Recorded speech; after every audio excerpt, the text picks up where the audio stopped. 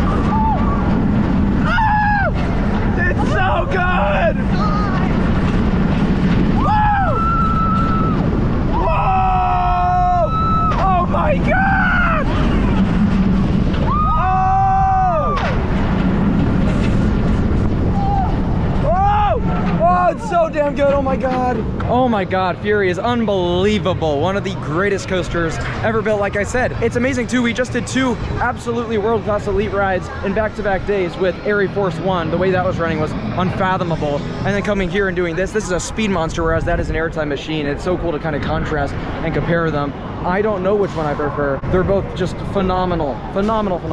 Ah, that ride, it's so good. It's like the most enjoyable coaster ever, and it's just like so fast, and it's perfect. It's really perfect. That was awesome, bro. It's been a while since I've been on that thing, and it still holds up. Airtime's just incredible. It's just so graceful. Gotta be the most graceful coaster in the world. Yeah, Fury is just, it's always so good. Front row is just, it's one of the most unbelievable coaster experiences out there. Every person has to experience that at least once in their life. All right, Hurler's here. We may as well ride it. I'm not crazy about the thing, but it exists. This is a wooden coaster manufactured by International Coasters, which is a pretty obscure company. They only ever built two coasters, and the other one was Hurler at King's Dominion, which is no longer around because that was RMC'd into Twisted Timbers. And as much as I would love to see that happen here, this isn't a bad ride. It's just okay. It opened in 1994 and is a triple out and back design. Nothing crazy on this. You don't really get too much airtime, but in my opinion, it's not as rough as people make it out to be. But yeah, I would like to see this RMC'd realistically. It would easily make this area of the park just unbeatable with Fury 325 and then an RMC conversion of Hurler.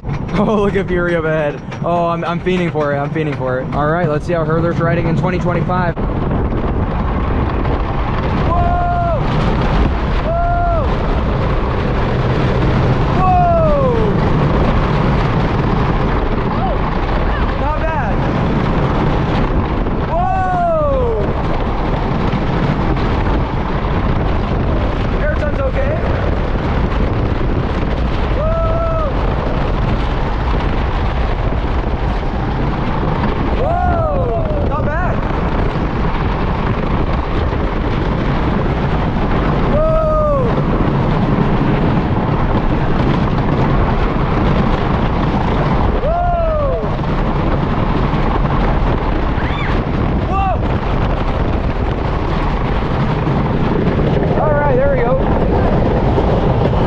A decent ride, nothing crazy on that. Like I said, the park is doing a fantastic job maintaining it though. It was not rough in my opinion, definitely not.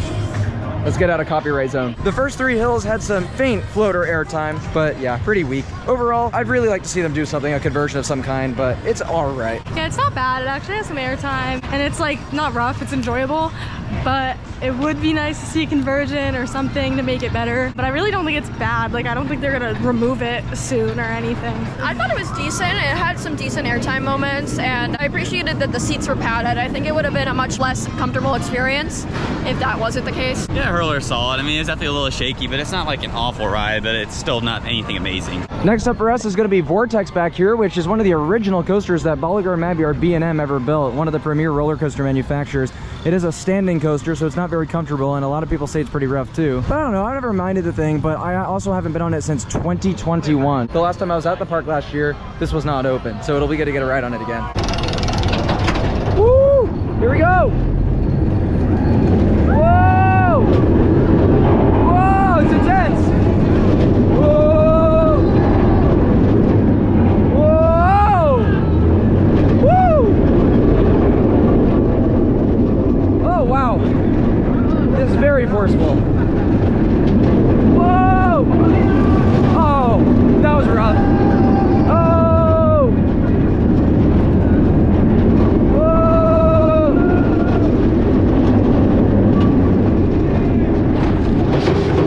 Ah, okay. Vortex is another one I don't think is as bad as people say, but it definitely has deteriorated over time. The first half is okay, it's not bad. Second half it starts to get a lot more shaky and it's pretty uncomfortable. It's all right, but I kind of want them to like get rid of it and use that space Where Nighthawk was? Yeah, and the Nighthawk space for something bigger and better. That thing's old. It's like time for it to go. That sucked so bad. You were happy skipping it? Yeah, I did not want to get on that. I do not like that ride whatsoever, and the operations are abysmal, so that's why I just didn't want to wait for it. A depressing sight not to see Nighthawk here. It was a really enjoyable coaster in my opinion. I know not everyone liked it, but I was always a fan of it just for how unique it was alone. You see all the footers in the water. Wonder what they're going to replace it with. Drop a comment if you guys have any ideas, and who knows, maybe they'll replace Vortex as well, and like Sam said, just put in a huge coaster that fits both blocks. Dive coaster. Dive coaster. I've been saying it for forever. Dive coaster makes the most sense because it's right at the front of the park. A big drop like that would just be such an amazing presence. I feel like that just has to be what they're doing, but I could be wrong. It could be someone else, but I just feel like a dive coaster is where they're going to go. I kind of hope it's something a little more unique, but I wouldn't be opposed. Yeah, I'm just going off what I think is going to happen. I would love it. They built like a Vekoma flying coaster, like a modern one. That'd be awesome. Or something more unique, you know, like even a tilt coaster. Oh man, that'd be so cool. But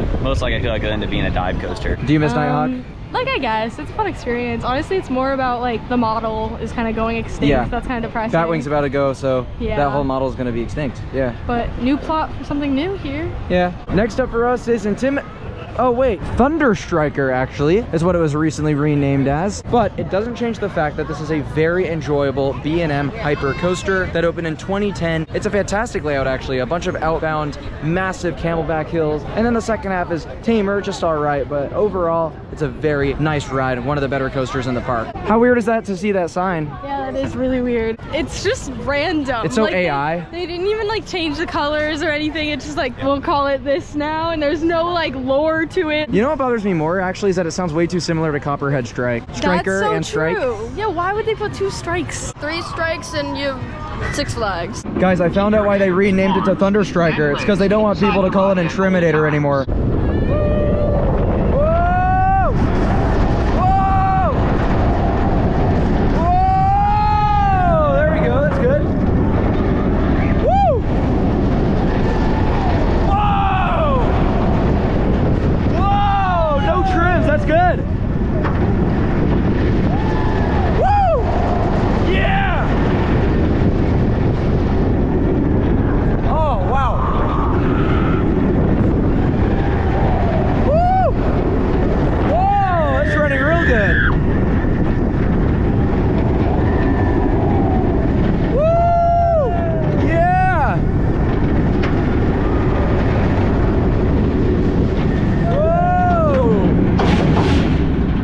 trims on the mid-course, but that's okay.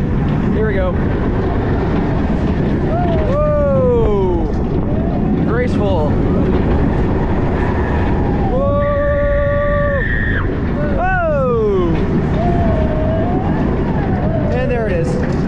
That was great. That was real good. All right, so we're moving on into Camp Snoopy. I wanted to give you guys a little bit of a tour of this area because this year they're actually getting an extension. I kind of mentioned Snoopy's Racing Railway, the new coaster they were building a little bit earlier. What's interesting about this, previously this was already one of the nicest Camp Snoopy areas across the Cedar Fair chain, in my opinion. It's beautifully landscaped. There's a lot of rides for the kids, and they have a couple of nice coaster offerings actually too. So in my opinion, an extension wasn't entirely necessary. I think some of the other parks could have used it more, but it doesn't change the fact that it's still a great addition for this park. So they're adding 2 new rides. You got the coaster, and then you've also got this river raft boat ride thing where you shoot each other with water guns. Back here is the coaster. Here's a better view for you guys. I walked over a little bit. So this is an Art Engineering family multi-launch coaster. They built this exact thing at Canada's Wonderland not too long ago, and we were really hoping actually that we would time this visit right and we'd be able to ride this new coaster, because I want to say 2 years ago on exactly this date the Canada's Wonderland one opened. The problem is that this is an extension of the area, so the whole land is not quite done yet. Over at that park it was just the coaster that they were adding, and so it was easier to get that done. That being said, I'm not too upset about it. I've been on it before at a different park, but it is a spectacular family coaster actually. I really do enjoy it, and I think it'll be a great ride when it opens to the public here. Alrighty, next up is going to be Afterburn, a Ball and Mabillard inverted coaster from 1999. By far one of the best of its kind in the world. It is an incredible ride, very, very intense. It's time for Afterburn. Let's see if it's still one of the best B&M inverts in the world.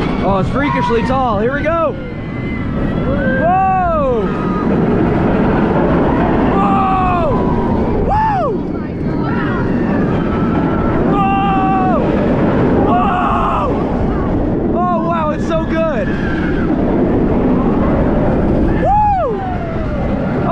I forgot I had one of these! Oh no!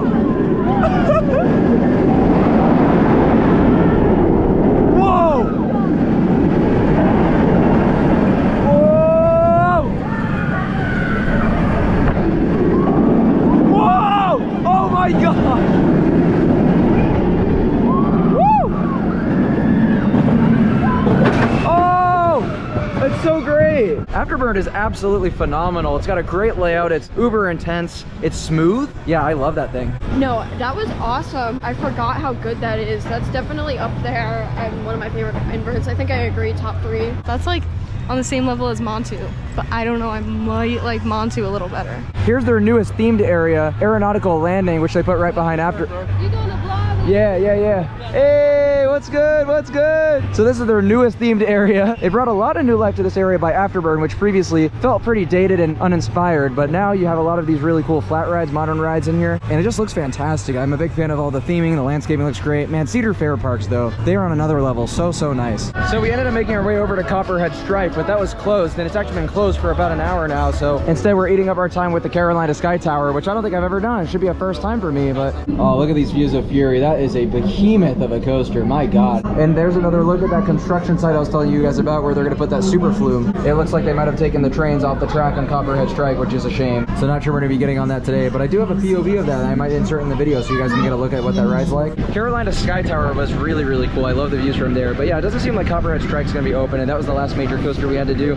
Not a big deal. We've all been on it before. I also have a POV video I'm going to insert right after this clip so you guys can actually see the coaster itself. Not too much of a loss, and then also you and Skylar are coming back in the summer. We'll be back in literally like 2 months on a separate road trip. Yeah, I remember really liking it, so I'm excited to be able to come back and hopefully do it again. Yeah, but that's a Mock Rides multi-launch coaster that opened in 2019. It has a phenomenal blitz of airtime inversions, laterals. You have crazy, unique moments actually with like the roll right out of the station, and the theming, attention to detail is really good too. So no, it's actually my second favorite coaster in the park. I absolutely love Copperhead Strike and enjoy the footage. Whoa! Nice start. I love that JoJo roll. It's so fun. And look at the theming too. It's so ridiculous. Here we go. Woo! Oh, hang time. Wow. Whoa! Oh, wow. Whoa! Oh, it's so fun. Woo! Oh, wow. Okay. Whoa! Launch on an airtime hill. Whoa!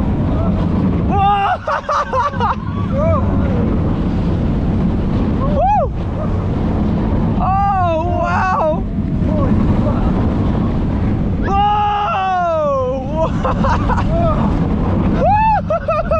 This ride is so fun. Oh man. Wow. Oh man. Oh, that's so good. You know, despite the lack of Copperhead Strike, today was a great time at Carowinds, and it just reminded me how nice these OG Cedar Fair parks are. I mean, after going to Six Flags Over Georgia and having kind of a mess of a visit, this was really kind of nice, and we all have all the credits here, so there was no spites for us, which is great. No rush either. We were just able to enjoy our favorites, and so I'm sure this vlog wasn't particularly unique compared to my other Carowinds content on the channel. That being said, it's just a fun park to get back to. Just kind of solidified my opinion that this is a good park, and I can't wait to see what they get in the future. Yeah, no, I was really excited to get back to this park, and it lived up to my expectations and how it was performing in 2021. I feel like this is a park you could easily spend all day at. Oh, I love the shadows. That's so aura farming. Thanks for showing us around your home park. Oh man, I love this place still. The only thing that's my problem with Carowinds, it does kind of have a lack of things to do outside of the top 4 coasters. Like we came here today and just kind of did the main coasters, the Sky Tower, a couple of little rides, and with Copperhead closed, you feel like there's a lack of things to do sometimes. More depth, you think? Yeah, I just wish there was a little bit more to do here. Even if it's just like another dark ride, or I'm glad they're adding a water ride next year, or even just some more like smaller rides that would just fill out the park would just be really nice. But I know a lot of people have the same problem with Canada's Wonderland. there's some great top tier rides here, but they really just need more to do. Alrighty, thank you all so much for watching, and we'll see you in the next one. We got a big road trip coming up, the Hollywood Nights road trip. Stay tuned, that's gonna have a lot of really awesome vlogs. Peace out, everyone.